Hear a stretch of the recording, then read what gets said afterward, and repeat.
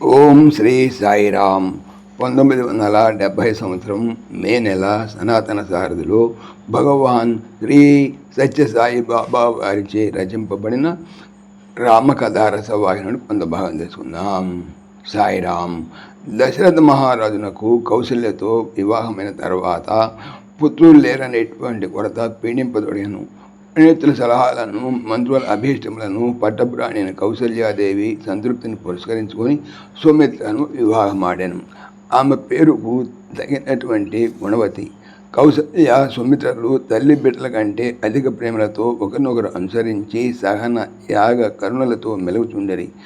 ఎంతకాలమైనను రాణులిరువురికి ఎట్టి శుభసూచనలు కనిపించకుండాచే ఇక తమకు పుత్రులు పుట్టరు అనేటువంటి నిరాశచే వారి ఇరువురి సలహాను అనుసరించి దశరథుడు కాశ్మీర దేశపు రాజుకు కేకయి రాజు కూతురు కైక అనేటువంటి సౌందర్యరాజుని పెండ్లాడాను. ఆ కైకను పెండ్లాడుటకు పూర్వము కేకయి రాజు కొన్ని నిబంధనలు పెట్టాను. ఒకటి, తన కుమార్తెకు కైకకు పుట్టిన పుత్రునకే రాజ్యాధికారం ఇవ్వాలనని, అట్లు ఒప్పని పక్షమున తన కుమార్తెను దశరథునికి ఇచ్చుటకు వీలు కాదని గర్గునితో కబురంపగా కేకయి యొక్క రూపురేఖలను విచిత్రముగా విండుండడి చేతను అట్టి ఇల్లాలు తనకు దక్కవలనని నిండు హృదయముతో వీళ్ళుడుతున్నటువంటి దశరథుని మనోభావములను కౌసల్య సుమిత్రలు గమనించి ప్రతి ఆనందము కంటే మాకు వేరేమి కావాలను, అతని అభీష్టముని తీర్చుటే మా విధి అనియను. అయోధ్య చక్రవర్తులకు ధర్మ విరుద్ధమైన పుత్రులు పుట్టరనియు ఈనాడు దశరథుడు మాటిచ్చాను. కైకకు పుట్టునట్టి పుత్రుడు మహాధర్మ పరుడగుననియు తలంచి ఇరువురు చేతులు జోడించి రాజును ప్రార్థించిరి. స్వామి, మీ సుఖ సంతోషముల కంటే మాకు వేరు ఆనందమేమున్నది?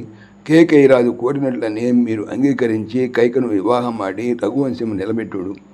ఇందుకు మీరేమాత్రమును యోచించనక్కర్లేదు అని వారు తన ఉత్సాహమును మరింత ప్రోత్సహించడం చేత కేకయి రాజు పెట్టినటువంటి హద్దులను తప్పక ఒప్పుకుందననియు వివాహమునకు తరలివచ్చుతున్నామనియు కట్టములతో పురోహితులను గర్గుని వెంట పంప కేకయి రాజు అత్యంత ఆనందంతో వివాహమునకు తగిన ఏర్పాట్లు అతి వైభవముగా గావించెను. ఇరువురు రాణులతో దశరథుడు పరివారంతో కేకయి రాజ్యమును చేరి కైకను వివాహమాడి ముగ్గురు రాణులతో చుక్ల నడమ చంద్రుని వలె అయోధ్య నగరమును ప్రకాశించుచుండెను. దశరథుడు మూడు రాణులను సమానమైన ప్రేమతో చూచుకొని చుండెను.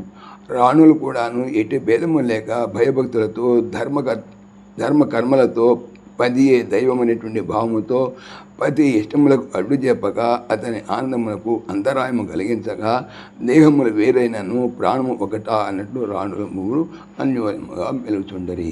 దశేషం. సమస్తలోకాః సుఖినో భవంతు. సమస్తలోకాః సుఖినో భవంతు. సమస్తలోకాః సుఖినో భవంతు. ఓం శాంతి శాంతి శాంతి. जय बोलो भगवान श्री सच्चे साई बाबा जी की जय. सर्वं సాయిశ్వరార్పణమస్తు. ఆత్మీయులకు మనవి, ఈ ఛానల్తో పాటుగా లెరన్ భగవద్గీత, లైవ్ గీత అనేటువంటి భగవద్గీత ఛానల్ మరియు భక్తి పరిమళ టీకా భాగవతం అనే భాగవత మరో ఛానల్ను స్వామి నా చేత చేయిస్తున్నారు అని తెలుపుతున్నాను. వీటికి సంబంధించిన లింక్స్ డిస్క్రిప్షన్లో చూడవచ్చు. సాయిరామ్.